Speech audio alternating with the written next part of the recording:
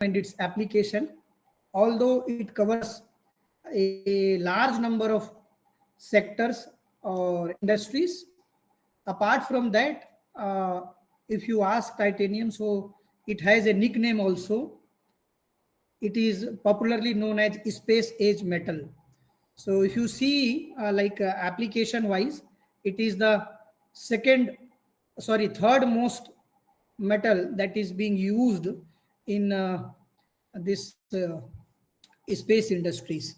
So if you see some of the components which are very vital component of any spacecraft, like parts of its engine, then frame, skin structure, components which are fit uh, in the doors, then a few of the essential fasteners, landing gear, which is again most vital and crucial component of any air vehicle.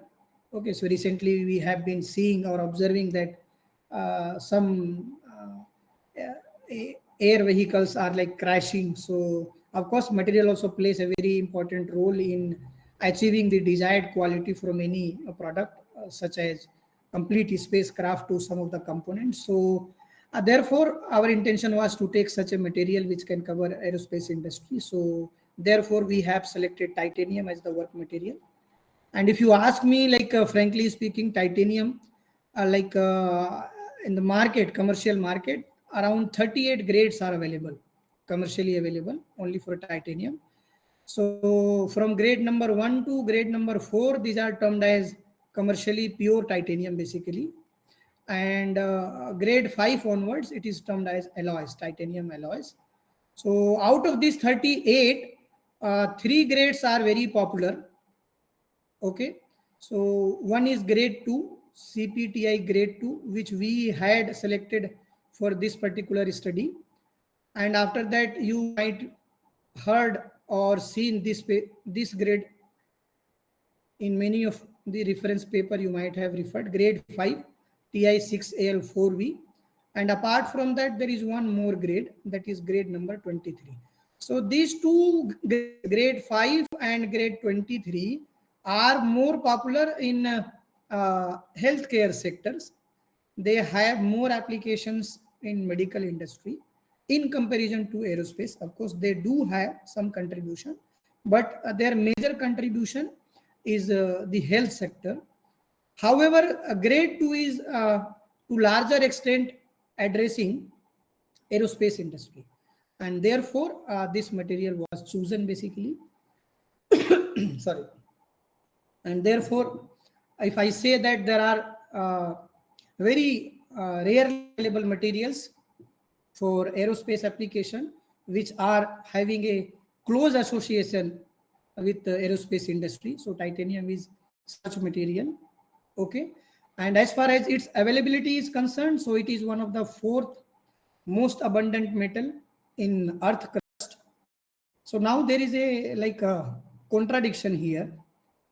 One way, if we say the availability of titanium on earth crust, if you talk, it is available in plenty. Fourth most abundant means its availability is huge, it is not less. But even then, why the components which are made of titanium alloys are very expensive in nature? So that also we try to understand. Maybe during the presentation, I'll also address that challenge also, why it is that expensive basically. Okay, in spite of the fact that titanium alloys are available on earth crust. Okay, so this part we'll see. So this is how we chose titanium as work material. Some of the other reasons that I cited here are also listed here, why one has to choose. So the justification is like it has certain inherent qualities in it, inherent characteristics in it, such as these alloys has excellent corrosion resistance. Their strength is very excellent or exceptional. They have a very low density, so their strength to weight ratio is therefore is very good basically. So industries like space and defense wherever we require like a very high strength at a let's say lower density, so that the weight can be reduced to the desired level. Okay, wherever like we require weight reduction, so these are the most suitable for those applications. It has like compatibility with other materials like composites. It shows or exhibits very good formability and weldability. Okay, and this part I already mentioned that these materials are basically strong and lightweight enough. So these are some of the characteristics which makes titanium as a very potential candidate to be used by aerospace industries and related applications, and that is why we also chosen this particular material as the work material. And particularly this presentation, this is these points are in general about titanium alloys, and the particular session is meant to discuss more on this grade number 2, and the tool material we will be using as carbide.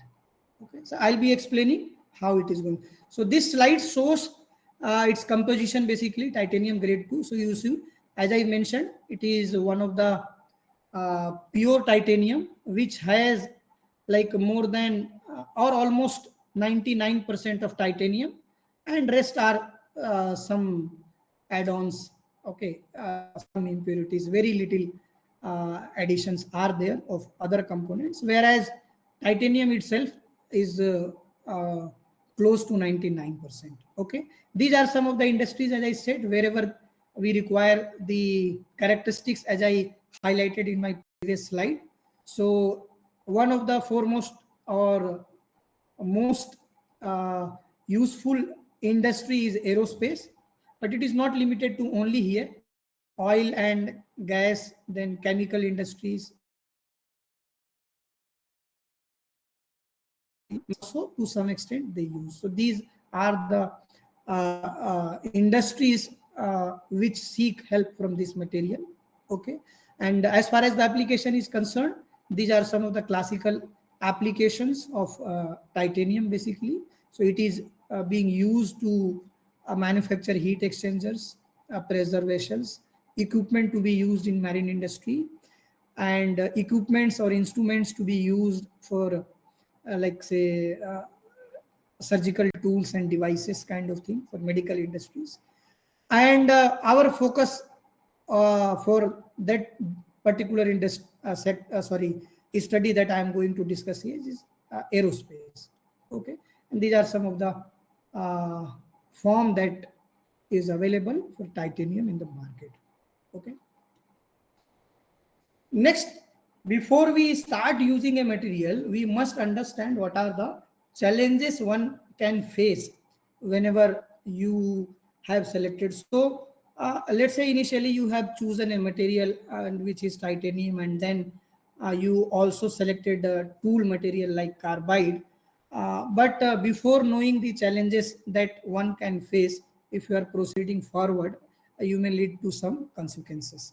So therefore, one also has to understand what challenges one can face if they are using titanium and machining it or proposing a product with relative quality, desired dimensional accuracy, and so on. Okay, whatever your expectations are. So the challenges may be available in different ways. Okay, so you may face like mechanical challenges. We have categorized what may be the possible challenges.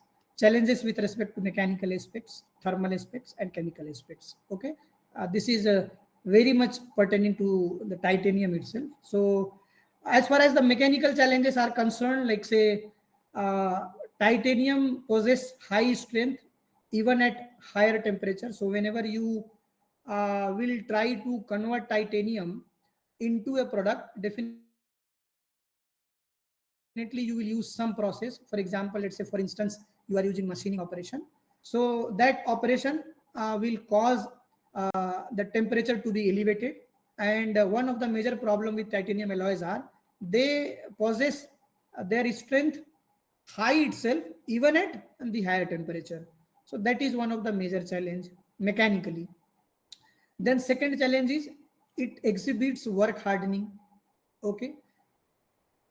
Second aspect is thermal aspect. So as far as the temperature is concerned, whenever we machine titanium, we require like a cooling of media, or most of the times if cooling is not there, it becomes very challenging to machine titanium. That is why the second scenario I brought, the effect of the parameters and then cooling method basically to understand. So mostly in this talk we will be covering this aspect, thermal aspect. Chemical is again different, like because of this sometimes what happens, titanium start reacting with the tool material, and then there will be scenario like formation of built up edge, chipping, and other consequences we may or one may observe because it has high chemical affinity or reactivity, and which will also bring challenges whenever we machine titanium. And coated tools also, if you are using to certain extent, are not advisable. So what is the possible solution then? So what we did is basically, out of these three aspects, we tried to focus on the thermal aspect, like where we can see like why cooling is required, how it is going to impact. And the other important thing is its low thermal conductivity uh, of titanium, which basically restricts the one of the most important cutting parameter or turning parameter, which is cutting speed.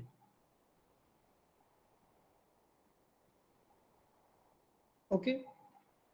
So if you believe literature, literature says that the cutting speed for titanium machining is allowed 30 to 60. This is the range, meter per minute, which is very less if you want to enhance your MRR, like material removal rate or productivity.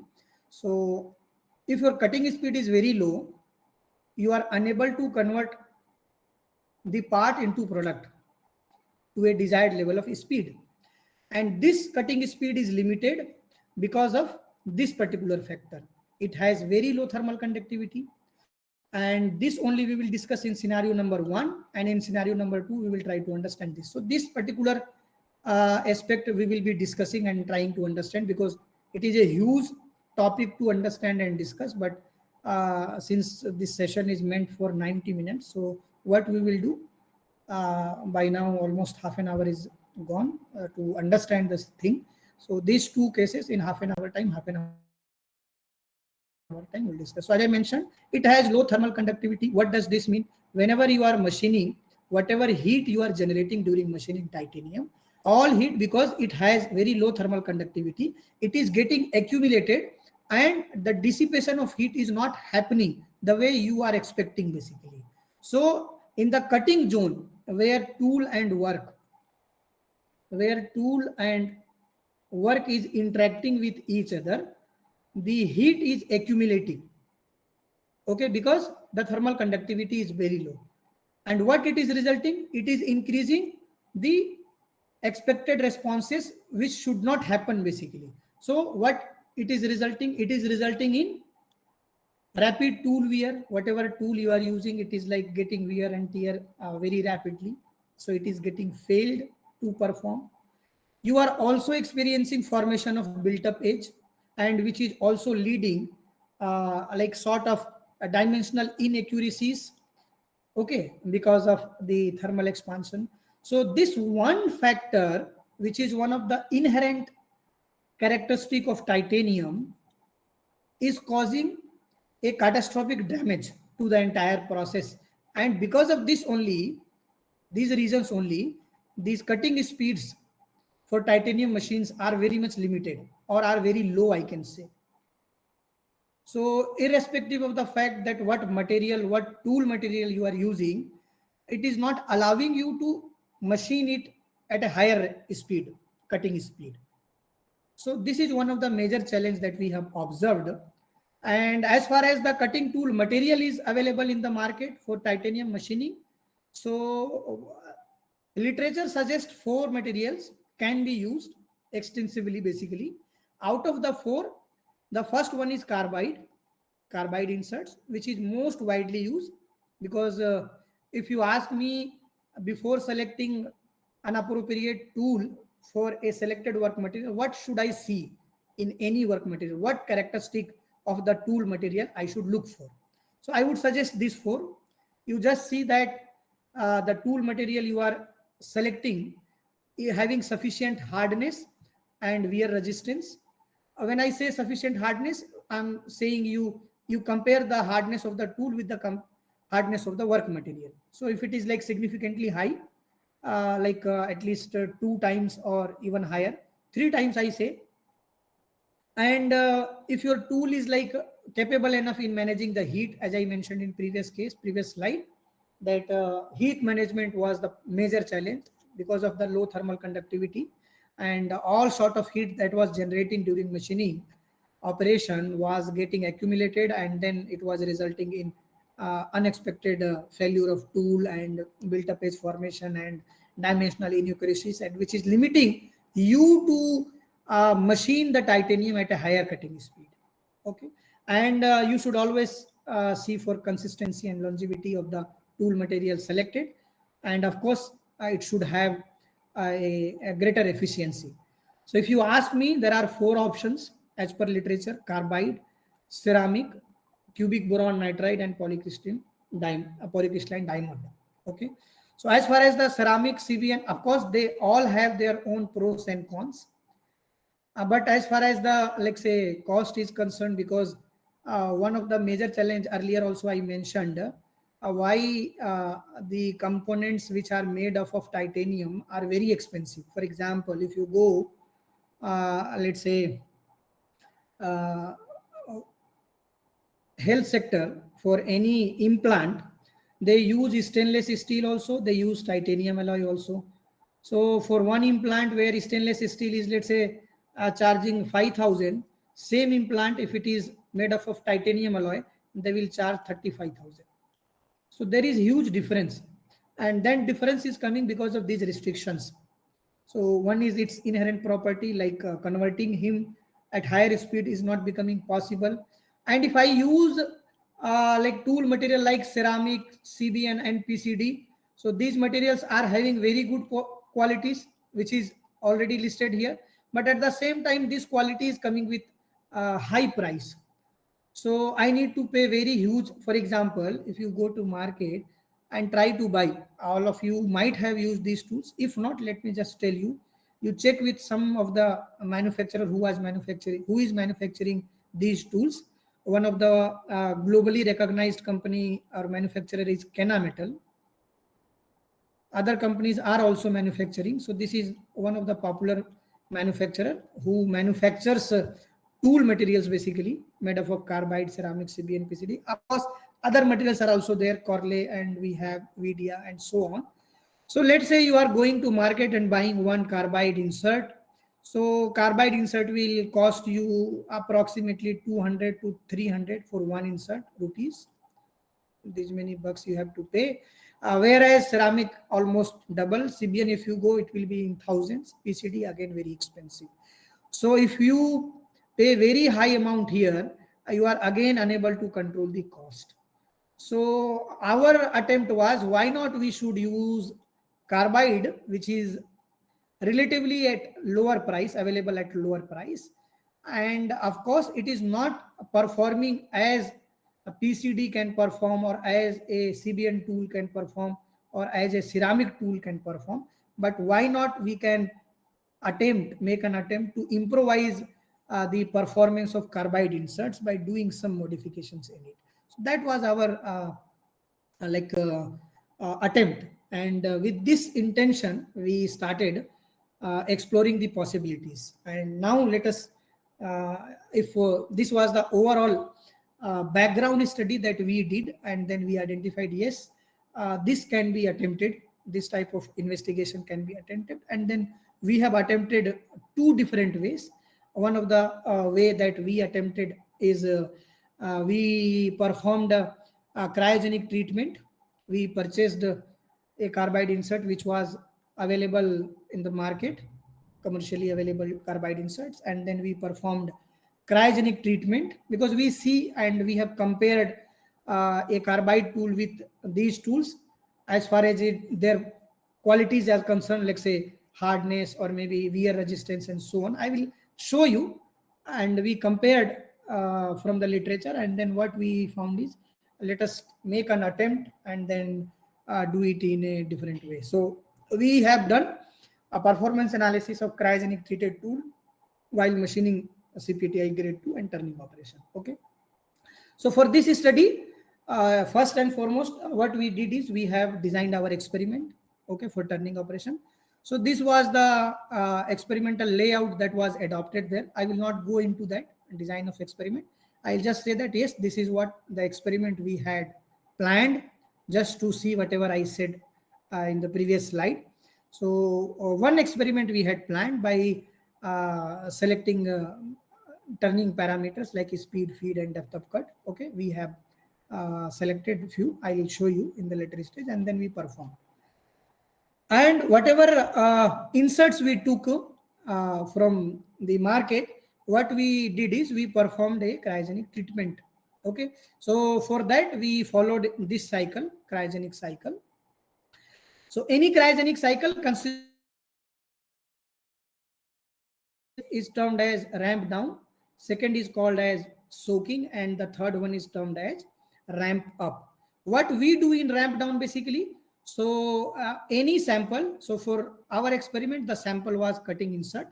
So that sample was kept inside a chamber like this, which is termed as a cryo chamber, and then we started cooling it or treating it.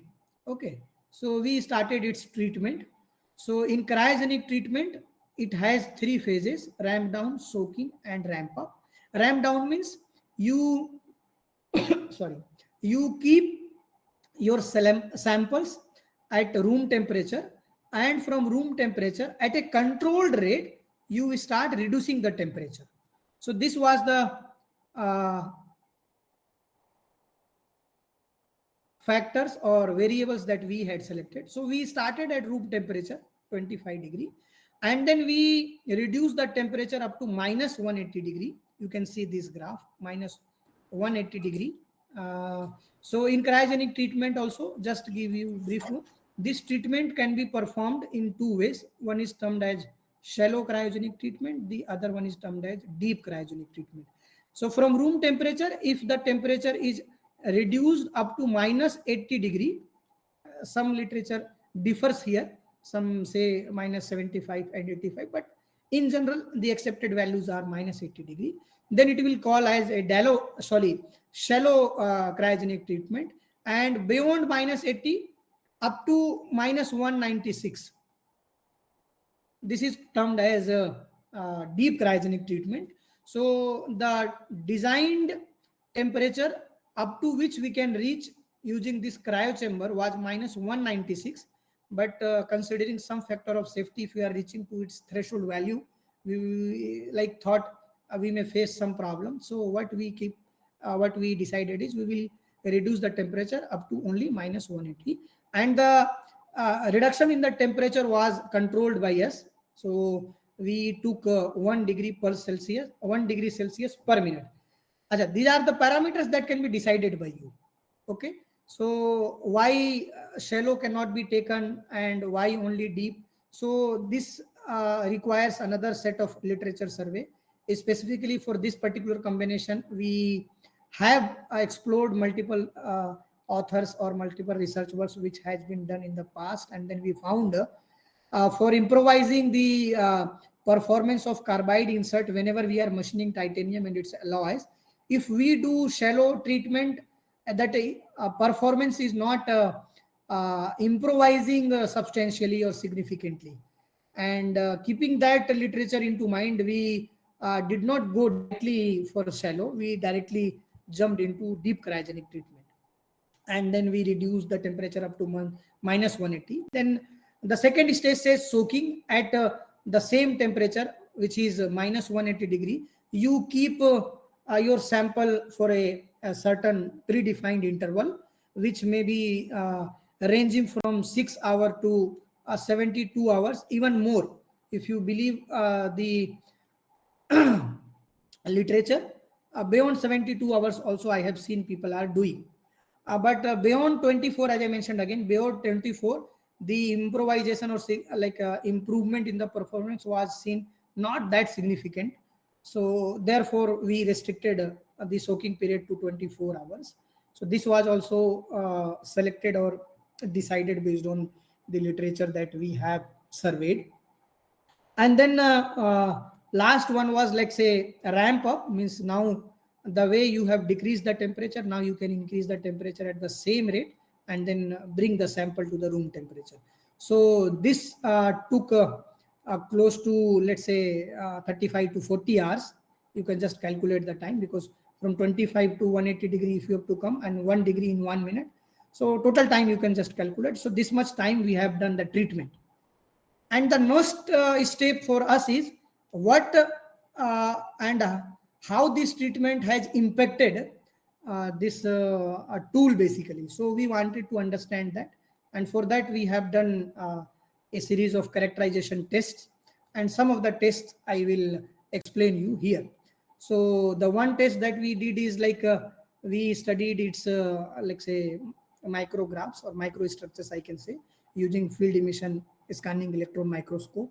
So you can see here the first diagram shows untreated one, and this is treated one. So because this is a photographs, just you have to see. And if you see this treated one, so many places it has more black spots if you compare with the untreated one, which like indicates possibly, because we are not guaranteed, that is why we did further characterization, which indicates that it may be eta phase carbides. And just to ensure that it may be like carbide particles, we have extended our characterization, and then we went for electron dispersive spectroscopy analysis or test, that is EDS test. So we performed on both tool.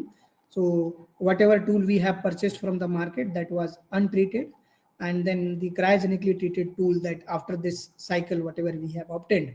So what we observed basically is highlighted here. If you see the concentration of the carbon and cobalt when you compare when it was untreated and after cryogenic treatment, we have seen their percentage contribution is increased to some extent. And therefore we now realize that yes, whatever black spots in more number we have seen may be because of more carbon and more cobalt, okay, which might happen after this treatment process. There is further test we did, like what may be the like possible reasons, because here also there is not 100% sure. So we extended this characterization to one more test called X-ray diffractometer test. Okay, so XRD analysis we call. So we performed XRD test on both untreated and cryo-treated. And here through software expert high score, when we analyze most of the constituent that a untreated insert were having was also observed in case of cryo-treated. Only uh, exceptioning or except one peak, which is the last peak, which shows the contribution or constitutions of cobalt. You see the height of the peak is little higher here. And then after these many checks, we concluded that yes, this may be contributing, the cryogenic treatment may be contributing in densification of cobalt binder, that may be there. So if cobalt binders are densifying, next suspect was, let's say, because if cobalt binder are densifying, there is a possibility that its hardness or let's say microstructure, so micro hardness might be increasing. So we have extended this characterization to some other tests such as micro hardness test, as I mentioned. And then we have observed that whatever our observations were there in earlier cases are now getting defended or justified with one after the other test. So we performed micro hardness test on both untreated and then cryogenically treated, and then we identified yes, the micro hardness of the cryogenically treated treated tool was slightly higher when we compared with untreated tool. So which is basically justifying the densification of the cobalt binder in the shown in the previous slides. And next question again comes, if the hardness is increasing, whether the resistance towards or against the wear of the tool is getting increased or not. So to confirm that, we have performed last characterization test on a setup called pin on disc setup, which basically meant for the testing wear resistance of any given sample. And then we performed that, and you can see here the resistance, or sorry, wear which was observed in case of cryogenically treated tool was significantly lesser when we compared with the untreated tool. So these are the things we did before the machining operation. So these are our observations. Then we have identified, yes, there is something which is happening and which is contributing in enhancement of its hardness, and then resulting in a better wear resistance when we are doing cryogenic treatment of the carbide tools. That can be further checked whether it is. So this is what improvement we have observed as far as the tool is concerned. But when we are machining it, titanium machining, when we are performing, whether the results are also getting impacted or not, that was still like remain to check. So for that, we like performed experiment as I have shown in the very first slide. And after performing that experiment, okay, so immaterial that what parameters you are taking, that is why I am not bringing those parameters here. Just let's say some sort of experiments was done by selecting some speed, feed, and depth of cut, and then comparison was done. So different machinability aspects we have studied. As far as the cutting force is concerned, we have done a comparative study. You can see here the first column indicates the force observed for all 9 set of experiments when we used untreated tool, and the second one, adjacent one, represents for cryogenically treated tool. So if you see across the experiment, from experiment number 1 to experiment number 9, across the experimental domain that was selected by us, you can select your own experimental domain, that is up to you. But across the experiment that we had selected, across the range of the cutting parameter that we had selected, whether it is a cutting speed, feed rate, or depth of cut, we observed that in all cases, cryo-treated tools performed better, because cutting force is a parameter which we want as low as possible. If it is reduced, it is beneficial. So we have observed that these cryo-treated tools are requiring less force in order to machine the same sample when we compare this with a untreated tool. So this is again the observation or findings that we made, and we have done this analysis across the let's say speed, feed, and depth of cut that had been selected for our experiment. So across the range of speed, feed rate, and depth of cut, we had did this statistically also. So we have calculated the means, and then we have also done a comparison parallelly. So black color represents for untreated one, whereas red represents for treated one. So you can see across the range of cutting speed and feed rate and depth of cut, the cryo-treated tools performed better by consuming less cutting force when compared to the untreated tools. Single, then second is wear aspect. So that wear also we had measured. Okay, both we measured flank wear, which is shown here in A, and crater wear, which is shown here. So in all cases, we also found the same thing, because if force is taking less, so wear also we observed that the damage on tool was comparatively less. Okay, and the same study was done here also, and main effect plot also you can see across the range of cutting speed, feed rate, and depth of cut.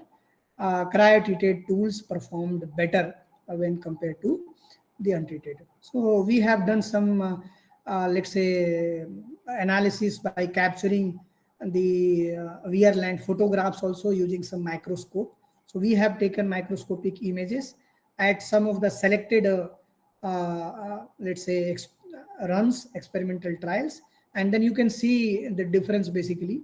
So this particular represents about untreated, and then the other one represent cry-treated. So the damage, as far as the damage is concerned on tool, you can see was observed more for untreated one, whereas for cry-treated it was observed less across. So if you see this particular thing, this is at lower speed, and this is at medium cutting speed that was selected, and this is at higher cutting speed that was selected. So in all cases or ranges of the cutting speed, we observed that the cry-treated tools are doing better. Okay, and this is how it is shown here. Average crater wear also we have seen, and these are the photographs of the crater wears also, which depends the statistical results. So we have captured that, and we have also seen that whether exactly it is happening or it is just showing statistically. So statistical results and micrographic image results both are supporting the results of each other. So this is as far as the tool damage is concerned. Other parameter that we had discussed or we had compared is chip compression ratio. Okay, so here also we identified that the cry-treated tools are performing in a better way, and this is the main effect plot for the same we have done. As far as the production of chip is concerned, so that also we have observed that cry-treated tools were let's say providing or offering chips with let's say more tooth profile, which is expected from any of the machining whenever you machine ductile materials, and this was not observed in case of untreated one. And these are some of the things that we had observed on as far as the chip is concerned. So shear cracks, the presence of shear cracks also was less comparatively in case of cry-treated, and so almost all the factors that has to be tested in that study just to ensure that whether the performance of tool or cry-treated tools are improvising or not, we have done. So these are some of the major findings. So as I mentioned, micro hardness of tool was increased by 9%, okay, in comparison to untreated one. Okay. Second, the cryo-treated tools resulted in significant improvement in wear resistance, which was shown after the test done in pin on disc wear resistance test we do. And as far as the chip is concerned, we have seen that the crack on the chips, shear cracks and lateral flow are observed little lesser in comparison to the untreated one. Cryo-treated tools also let's say exhibited in appreciable decrease in, let's say, zeta value, compression ratio. Okay, and we finally conveyed that when we adopted cryogenic treatment on the tool for machining titanium, it helped in preventing the formation of, let's say, built up edge and chipping or maybe tool damage to a great extent, even at a higher cutting speed. So these were some of the major findings of the study that we have done. So I hope this is clear. So before I start the next case, I would just like to know if you have any questions so far. I'll take water in between also. So this is the one scenario that we studied.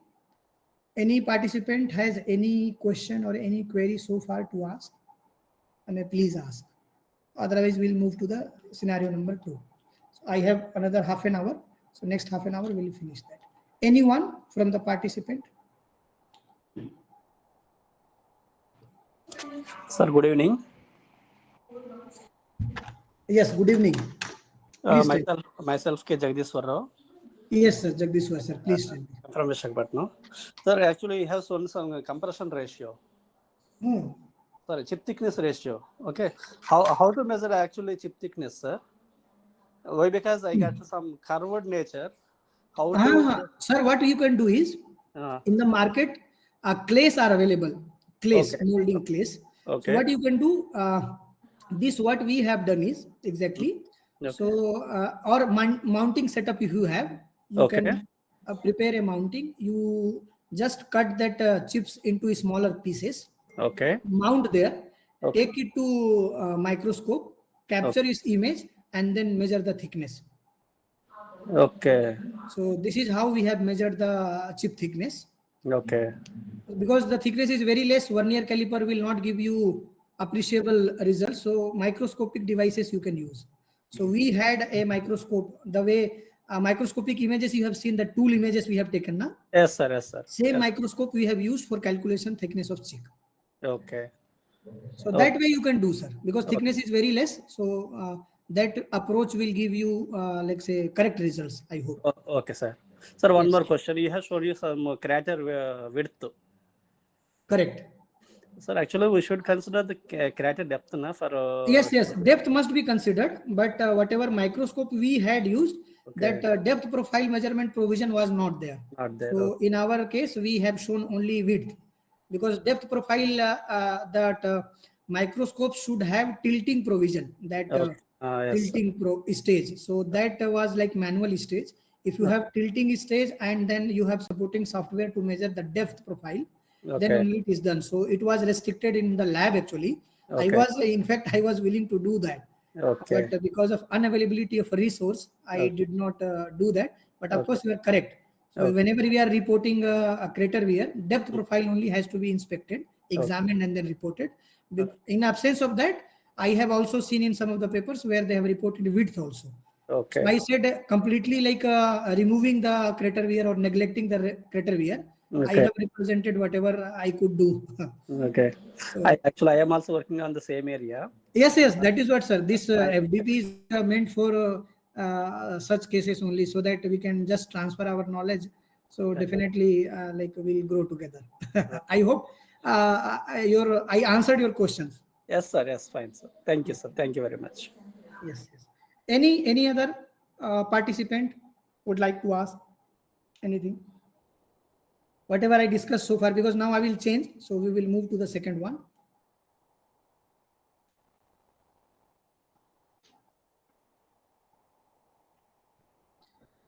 Okay, so I hope there is no doubt. I am assuming, and then moving ahead. So the next case, what we did is, for the same combination of work and tool, we now try to understand like the influence of other parameter. Like as I mentioned, that cutting speed is one of the vital like parameter which is restricting titanium machining. So we let's try to explore that how these restrictions can be overcome, and then literature suggested us yes, if you use some cooling media, effective cooling media, basically not some, all cooling media will not help in titanium machining particularly. So we had also extended our study on testing this, like how like cutting speed can be increased, and of course by considering appropriate precautions like introducing a better cooling media. So that we did, and for this we have used MQL. Of course, we compared flood and MQL both. So this study explains that one. So this is the domain of the experiment that we had done as part of the second scenario. So we have taken three speeds, as I mentioned. So it was restricted earlier up to 60. So below 60, I took only one, just to see if I am exceeding 60, whether it is allowing me or not. So beyond 60, we have taken 61 and 87. Of course, this is also based on the specification available with your machine tool, this lathe machine. Based on that only we have to select. And so what we did here is we have varied the cutting speed at three different levels. We have taken 51, 61, and 87 meter per minute as cutting speed. So we changed it, and we performed experiment at different machining duration, such as 30 seconds, 60 seconds, 120, 180, and 240 respectively. Whereas the other machining parameter of the turning, like feed rate and depth of cut, were kept constant. Okay, but we have done all these experiment under three uh, environmental conditions. So we initially did under dry cutting, then flood, and then MQL, and then we compared. Can we, by using or adopting some cooling setup, can we extend this restriction of cutting speed while machining titanium using carbide inserts. So that also we checked, and the results I will show here. Okay, so sorry. The first thing that we had studied is we analyzed the cutting force.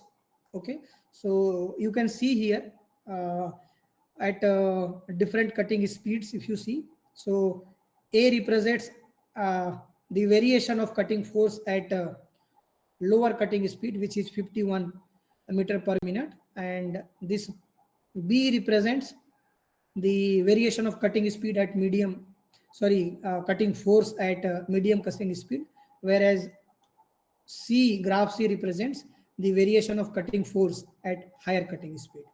So if you see here, and the graph also, the black color shows the variation of cutting force under dry cutting environment, red followed by red in flood cutting environment, and minimum quantity lubrication. So here if you see, the minimum quantity lubrication has shown the best result when we compared for all let's say considered range of machining duration as well as the machining speed. So all sort of speed, it was found that the force required during the machining was less when we used MQL, that is minimum quantity lubrication. Being mechanical engineer, you might be knowing, so setup is available in the market. You can just, so like say for having MQL here, I forgot to mention, we have, let's say, whenever you go for let's say use a cooling media these days, one of the major challenge, if you see, let's say cooling media in industry, we say this as cutting fluids basically. So lot of cutting fluids are available in the market commercially, but if you go through literature, these cutting fluids are having lot of hazardous or harmful effects on health of the operator, one thing. So it is affecting operator's health. It is also impacting environment by polluting it. It is also affecting our machine tools in many ways. So the cutting fluids which are available commercially in the market again has their negative impacts already, and that are proven. Studies are there, you can just go through. So what we did is, whenever we decided to use some cooling media, because if you want to use some, that is why these days this clean manufacturing or clean machining is, or green machining is coming into picture. So what we did is, like if you explore more, we have eco-friendly cutting fluids which are available. So coconut oil based eco-friendly cooling media we have used, which is edible oil, which does not have any harmful impact on the health of operator, neither on environment or machine tool. And it also offers a significant amount of lubrication that is expected from a cutting fluid basically. So for this, I forgot to mention, for this particular study, to have let's say coolant in MQL, we have also used one eco-friendly coconut oil-based cooling media. So that was one of the highlight, because if you use commercially available cutting fluids, which are there, different grades are available in the market. Again, that may cause negative comments, because it has harmful effects almost all aspect. So people these days are not advising you to use. However, there are a lot many eco-friendly approaches that can be adopted. Or edible oils are one of the such recommendations. So you can explore more. Many others are there. People are doing lot many research in this. Okay, and just to ensure that addition of this edible oils are, whether they are giving, let's say, significant amount of lubrication that is expected or not, we have tested that also, and then we identify. If you see here, so apparent coefficient of friction mu which can be calculated using this particular governing equation. And here in this case, if you see, okay, so rake angle is already given to you whenever you select the or buy a tool, that will come up with this particular value. So this will be known to you. Only you have to calculate the thrust force, which can be again calculated using this particular equation, where this Fr represents the radial and this represents the feed force, which can be directly recorded, using the force measuring dynamometer. So we had force measuring dynamometer, and using that we had recorded these values on dynamometer. We had recorded radial force, feed force, and then we substituted here to obtain thrust force. And then this gamma value was known to us, that is based on the insert that you are buying. Okay, that combination will give you. Okay, and then you can just substitute and then obtain this apparent coefficient of friction you can calculate. And then we compared also as far as this lubrication is concerned, or friction coefficient is concerned, and then we have identified, yes, after using eco-friendly cutting fluid, coconut oil based cutting fluid, this was significantly lesser when we compared with other two environments like dry and flood cooling. And the difference that we had observed was like significant. Whereas in case of that water based flood, the difference in dry at a medium and higher cutting speed was not that significant. However, the difference was very significant in case whenever we use MQL setup. So this was our observation. And this was also seen, like I had also mentioned in the beginning, that one of the major let's say challenge is thermal challenge, and where we face issues basically that temperature increases to a larger extent, and controlling the temperature or machining titanium at elevated temperature is again challenging. So we had observed that yes, as far as the temperature is concerned, when we compared, of course significant reduction we observed whenever we use cooling media like flood cooling, water based cooling, or oil based cooling. But among these two also, between these two also, the MQL setup has given us a significant reduction as far as the temperature is concerned.